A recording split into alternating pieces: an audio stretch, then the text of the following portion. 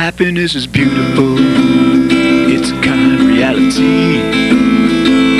Happiness is the highest good, happiness is free. So let's be so very happy. Yeah, let's be so very happy. Yeah, let's be so very happy.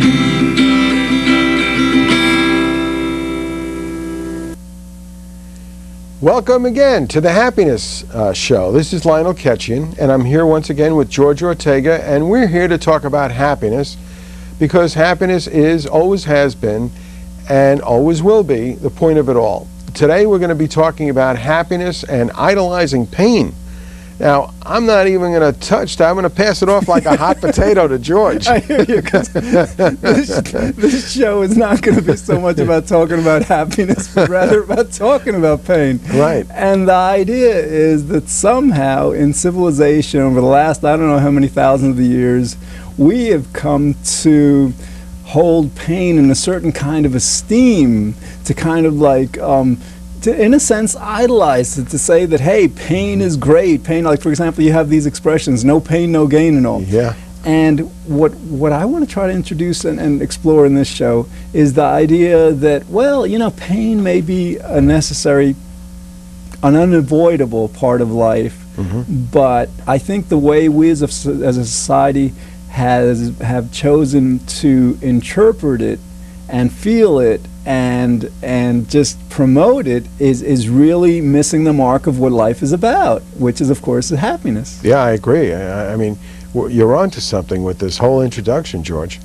All right, so the idea is, like, for example, sometimes you have the media, religion, society portraying pain as a virtue, and I wanted to mention that that Seinfeld episode where this kind of explains how we've come to, I think, very wrongly interpret and perceive pain. Here you have George Costanza, right? He's always trying to get out of doing work, all right? So he's figured out that if he sits behind his desk and he looks very pained and very worried all the time, his boss is going to walk by, you know, throughout the day and see him and see that he's in all this pain and think that he's like just working so hard, right? So, I mean, you've got this, and what's so funny about, you know, this particular instance, that it reflects a real reality in our society, in our world, that we've come to value that, like, you know, well, yeah, if we're not enjoying ourselves, if we're not really happy, then we must be serious. We must be at work at something very important. And, all right, granted, a lot of, I think, important work can take place when one is in a very serious, unhappy, perhaps, mode. But yeah, I think the idea is that, no, it's not necessary, and generally, you know, happiness, what we're doing can proceed so much more smoothly when we don't idolize the pain, when we don't say, hey, this is a good thing to be happening. It's interesting because there, you know, in a joking sitcom, there's a lot of truth to it, as you say, because when we appear to be unhappy, we think that's going to get us something or get us out of something. And so, you know, in a sense, pain is a payoff. There's a payoff to having pain. Certainly, you could have sympathy. You could have control, you know, over people with pain. So what we do with the pain might be another question. Certainly, pain, first of all, is a signal, and actually, it's a very important signal, because without it, you know, if we would put your hand on something hot and you didn't have the, you know, the pain telling you that, hey, this is hot, it's going to destroy your fingers if you don't move, then you would hurt yourself. You would suffer severe, you know, loss as a result of not having the pain to signal you. So nature has given us this mechanism called pain, but there's more. But you know, the show is about idolizing pain, and so. And as you said, there's no pain, no gain, but what do we do with pain once we have it? I mean, that's really the question. Is it something that we need to learn to live with? Is it do us any good? Is it do us any harm? Those are the questions, I think. Okay, yeah. Now, I just want to. You raised a very good point in terms of like that. When we're very young, you know, when we're infants, pain is so necessary, because what happens is when we express pain to our parents, to our caregivers, they know that we need to be fed. They know that we need to be changed, that we need something. So at that age, pain is so very important, and maybe that's where we begin to idolize. And maybe we think to ourselves, some of us like say, well, hey, pain, expressing pain, feeling it, demonstrating it, was so effective back then at allowing us to get what we needed or what we wanted, that it should be that effective throughout our whole lives. Now, the fact, of course, is that as we get older, we have language. So we don't have to like start crying every time we want something. We say, hey, you know, I'd like a glass of milk or something. Right, right. But, all right, so in terms of like the idea of understanding pain, this is I think, key, right? Because we were talking about this before, and a lot of times, yeah, it's not the idea, it's not that pain itself is the problem. It's really how we understand it, how we evaluate it, and how we interpret it. And this is not just philosophy. This isn't just like, you know, opinion or just something that that is a nice thought in a sense. The idea, Jon Kabat-Zinn, he's I think he's a PhD. I'm not sure whether he's an MD or a psychologist. He's working out of a hospital in Massachusetts, and he's got a pain clinic there. And basically what he does is he teaches people who are in chronic pain to simply reevaluate the experience. And as they reevaluate, as they are understanding their pain, they find that it goes away. And like, I don't even have to talk about this from an outside experience, because I experienced this personally. Like a couple of years ago, I had this incredibly painful toothache, right? And I was trying to like, you know, do whatever I could to minimize it. Then I said, all right, let me just try this. Let me just try focusing on that pain. Just focus on it as much as I could, you know? And it was amazing. It was amazing. After like 5 minutes of doing that, I found that I was sensing the pain totally, you know, because I was focused on it completely, but it no longer hurt. You know, it's as if like not moving away from it allowed me to understand it and to reevaluate it and interpret it in an actually pleasant way. Yes, and one of the things you bring up, Jon Kabat-Zinn, I think he's terrific. I mean, he wrote the book Wherever You Go, There You Are. So you can't run away. That's number one. But the other thing that you bring up, George, and very rightfully so, is that pain is a reality, but our running away from it is a reaction. It's a resistance to pain, and so. Wherever you go, there you are may also mean that if you run away, you take the pain with you. In fact, you carry it and probably magnify it by running away, because what you're running away is not just from pain, or maybe not even from pain, but from the fear of pain, which could be a non-reality. In other words, your fear of pain could be so great that it could be much, much worse than a pain itself. And so I think that it makes sense, especially when we understand happiness as we do, that if you don't resist pain, it's the best mechanism for dealing with pain. Because, you know, the old adage, "What you resist persists," is very true.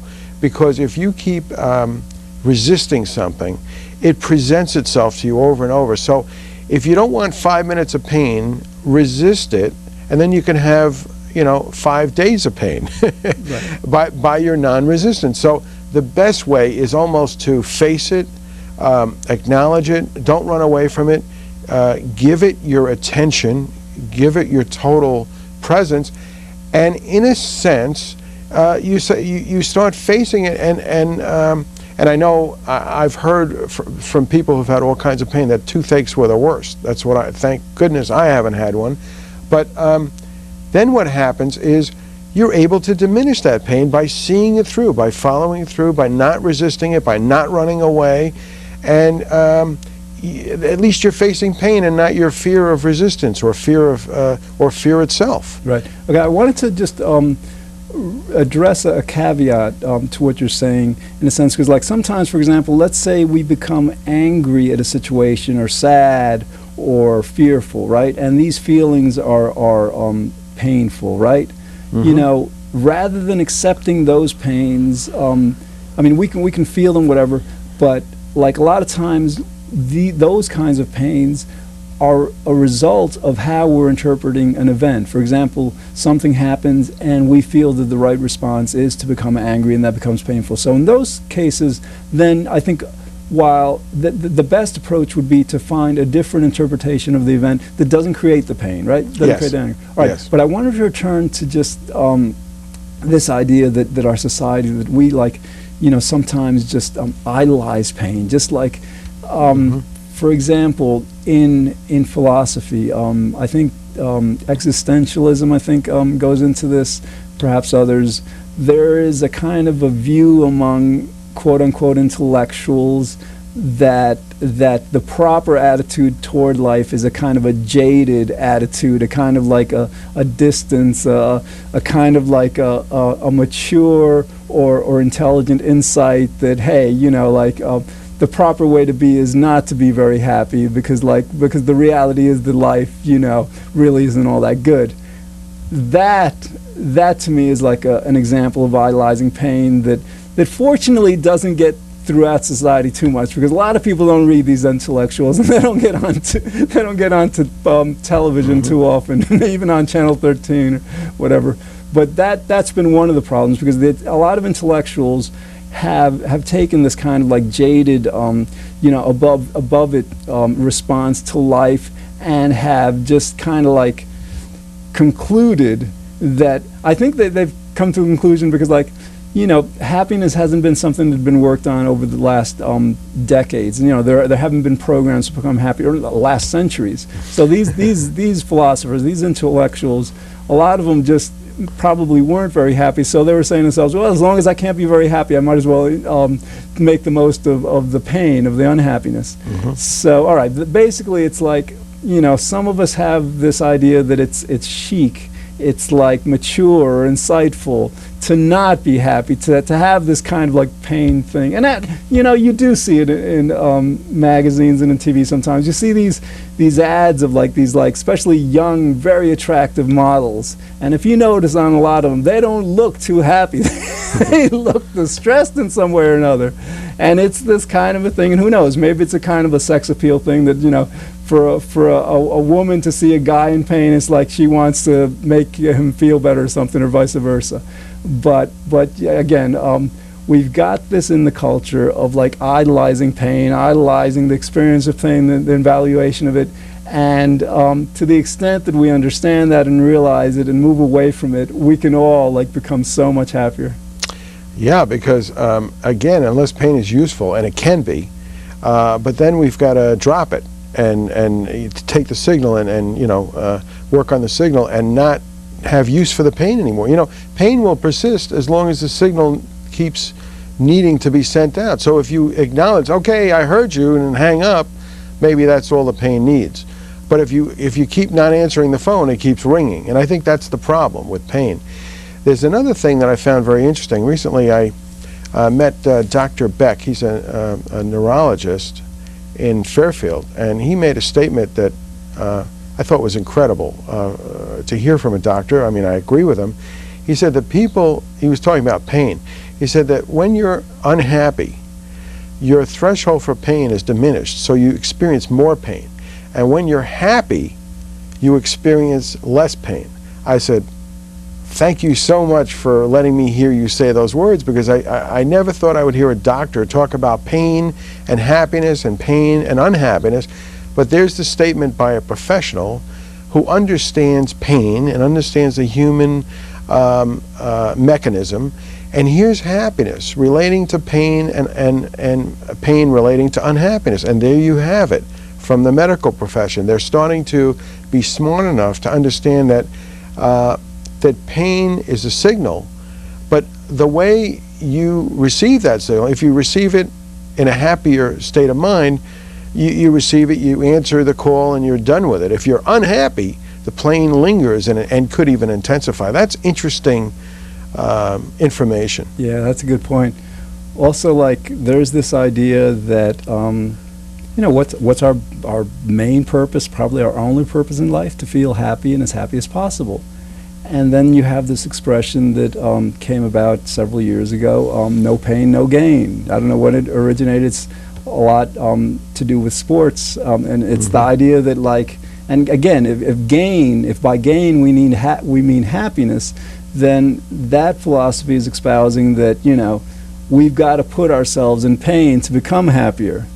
Okay, I don't know. I mean, sometimes, like, if we want to build a better future, then so we work, and sometimes work isn't as pleasant, it has to be whatever. Sometimes that can work, but to say that no pain, no gain is so misleading, so missing the point, because I've found from my own personal experience and from my study of happiness that the best way to become happier, to get this gain that we want, is to do it pleasantly, to do it by, for example, doing more of what we like to do most, by focusing on the feeling of pleasure, by just doing all these things that are in no way painful. I mean, they might require some concentration, some effort. Like, for example, one of the things I do is I'll sit down in a chair and my activity will be to become happier, you know, and whether it takes 5, 10, 15 minutes to notice a dramatic, substantial difference, you know, it does take effort. But I couldn't define that as a painful experience. It's a very pleasant experience. So again, yeah, I just got this idea that no pain, no gain as a philosophy, I think it really misleads a lot of us into kind of enduring a lot of unnecessary pain. Yeah, well, I agree with that. I think that's very true. But, you know, well, we looked at the purpose of pain. Maybe it's not being able to manage pain that's the problem. And I think if we're unhappy, we mismanage pain. I think pain can get the better of us when we're unhappy. And the reason for that is because another word for unhappiness is suffering. And when you think of pain, you think of suffering, you know, pain and suffering. But it's probably pain and unhappiness, or unhappiness is suffering. And it might be pain, it might be mental pain, it might be physical pain, but it's still pain. But it's but suffering is in other words, pain is a signal, but suffering is our reaction to that signal. And suffering could be prolonged. Pain may have a certain natural duration, and you know, when the stimulus is removed and you know, a little bit of the, you know, burnt feeling goes away, or we apply an ointment and it feels a little bit better, it goes away. But suffering could go on for a long time. You know, people say, oh, did I suffer? Oh, did I get hurt? You know, and he hurt me and she hurt me and this is unfair and that's not fair. Now that's suffering and that's unhappiness. So I think pain can instigate unhappiness, and maybe that's the because we're so afraid of pain, maybe that's the reason we have so much unhappiness. You know, actually, if you don't accept and embrace pain, it may never go away. I mean, truthfully. Or if you get a little bit of pain and you react negatively to it, the next time you're going to be afraid of having pain. And that's suffering. That's not pain, that's suffering. Now, I'm not trying to boast or say anything, but I don't take any aspirins because I don't get any headaches. But I think there's a vicious circle that goes on there. If you just don't think about getting headaches, now, you know, I understand that some people can have headaches. That's not what I'm talking about here. I'm saying that not being afraid to have a headache may prevent me from getting a headache. Not being afraid to experience the pain of a headache. I mean, you know, and when I have had them, I tried to have them go away on their own, and if they didn't, I took an aspirin. But what I'm saying is that, so I had a headache, and then it went away. But I can't remember the last time I had a headache. And I think that has something to do with moving away from pain. If you're trying to avoid pain, you're going to get hurt. Right. And what you were mentioning before, I think, hits the mark exactly. It's the idea that, like, we have pain, and then we can, like, do things so that we don't suffer or prolong it. What's brought to mind by that statement is the idea that, like, for most people, for most of us, public speaking is our greatest fear. I mean, we tend to fear that more than death. That's what I've heard. And so, like, you have one person, all right, they're giving a speech, let's say, in front of a lot of people they want to impress or something. Let's say they make a huge blunder, totally foolish statement or something, right? You've got one person that will have that initial painful experience, and they say, "Oh my God, this is over. This is terrible. I'm not, where can I, crawl into whatever?" And then you have a second person who's gone through that same exact experience, made that same blunder, but tunes into the humor of it, say, and so you have one person who might live the rest of his life, just dreading that experience that happened in the past, where the second person uses it as something to tell their friends as like one of the most humorous experiences in their life, because this is what comedy is about so much. Right. You have a person slipping on a banana, it's funny. Sure, it's not funny in a sense, but it is funny, and that's what humor is about. So when it comes to, like, not idolizing pain, not seeing it as necessary, not prolonging it by suffering, a lot of it is how we interpret it. And humor, like in this example, is an excellent way to do that. Yeah, because humor puts it in perspective, and it helps us manage and cope with it. I think that's really the case. What else did we find that we need to talk about with idolizing pain? What other thoughts did you have in mind? Well, let's see. I think there's the idea also that, if we're not going to idolize pain, then, what we should be doing is like the idea is that pain is sometimes necessary for certain things, for work we want to get done, for projects we want to achieve and all. But that really the point of life is pleasure. So to work on the pleasure, and like as you were saying before, having the working on the pleasure be a means of minimizing pain and devaluing it. Because what happens is the more clearly and strongly we understand that we can access our happiness and our pleasure in pleasant ways, that we don't need to suffer, we don't need to pain it to gain it, we don't need to endure all these things that we generally have been taught or have learned that we need to endure, that the best way to overcome and devalue and minimize that pain is to become happier. So what you're saying, George, is that it's possible to be in pain and yet remain happy. Well, yeah, basically, like, as we become happier, we're going to have less pain, but yeah, we're going to, it seems like unless we become like, a happiness that seems to transcend pain altogether, we will experience some pain, but yeah, it doesn't have to affect our happiness at all. Well, and I'm even making another statement that sort of encompasses both, and that is that I could actually be in pain and be a happy person. Yes. In other words, I'm not going to. I accept the pain. Okay, I realize the pain. It's there, but I'm not going to let that pain make me unhappy. That's my point. And in being happy, I minimize the pain. That's the other step to this. In other words, I'm not letting the pain lead me. I'm doing what's necessary to address the pain, to focus on the pain, to pay attention to the pain. But then I'm choosing to be happy, and in selecting that method, what I'm doing is I'm bringing a different attention to the pain. I'm bringing some kind of power to the pain that maybe I wouldn't be bringing if I let the pain make me unhappy and then use unhappiness to deal with the pain again. Because it's a cycle, as we said before. Yeah, you're reminding me, I've been working recently on refining and improving my happiness method, the Ortega happiness method, and I was sitting in a Barnes & Noble cafe a couple of weeks ago working on this, and I noticed that physically I was in some pain. I think I was fatigued. I was working too hard, so physically I was in pain. And I did what I mentioned before about when I had a toothache.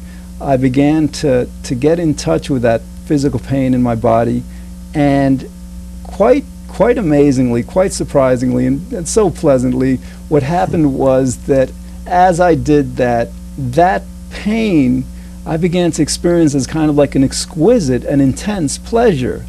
It's almost an example that I can think of maybe is like a marathon runner who like puts themselves in so much pain, unendurable pain in a sense, that those endorphins kick in, and the person wants to run another marathon, sometime soon. So it's the idea. This is a very kind of like complex idea. It's like, for example, one can connect it with the idea of pathology. Sometimes in psychology, they learn about human nature a lot of times by what goes wrong. And what I'm referring to, like for example, is masochism. Some of us actually, as a pathology, as a symptom of some kind of disorder, actually derive pleasure from inflicting pain on themselves, right? Now, naturally, that's a disturbance that it is pathological, and it's definitely a disease and illness, but it demonstrates the idea that our minds are capable of experiencing pleasure and happiness from pain. So you can derive from that instance, from that principle, the idea that we can apply that to pain in general, not to invite pain, of course, but when we're feeling it, to just reinterpret it, to just, sense it in a way that our minds are definitely capable of doing it in a very positive way. George, you've raised another excellent point, reinterpreting it. And I'll give you an example. Let's say I have a little bit of pain. Let's say I broke a nail, which I didn't, but I think we all have, or a paper cut, and it hurts, Something you could do is say to yourself, well, it hurts, but you know what? I've only had this for a few minutes, and maybe it'll last a day. But imagine that I've been through most of my life with this only happening a couple of times in my whole life. In other words, it's painful. But think of all the other times that I haven't had that pain. So in a sense, it's like taking pain and saying, let it represent to you the freedom you actually hold most of the time, which you don't appreciate until you have the pain. So again, the pain can remind you of how good you have it when you don't have the pain. And so it's a sort of a mental game of, hey, it's okay. It's what I'm doing with that information. So we're almost at that time. Got any last couple of seconds? Just the idea, yeah, that let's not idolize pain, because sometimes it's a part of life, but we don't have to embrace it. We can definitely move away from it. Good advice, and I hope we haven't added to your pain, and I hope we've added a lot to your happiness. Check out www.happinessclub.com for more information. We want to let you know that we really appreciate you tuning in, and thanks very, very much for watching. And in the future, we're going to explore other topics that are designed to help us better enjoy life, be good, think well, feel very happy, and I hope you'll join us again next week, same time, same place, on The Happiness Show. Have a great week, and thanks again. Bye-bye now. Happiness is powerful. It's our underlying need. Happiness is why we live each day. Happiness is destiny. So let's be so very happy. Yeah, let's be so very happy. Yeah, let's be so very happy.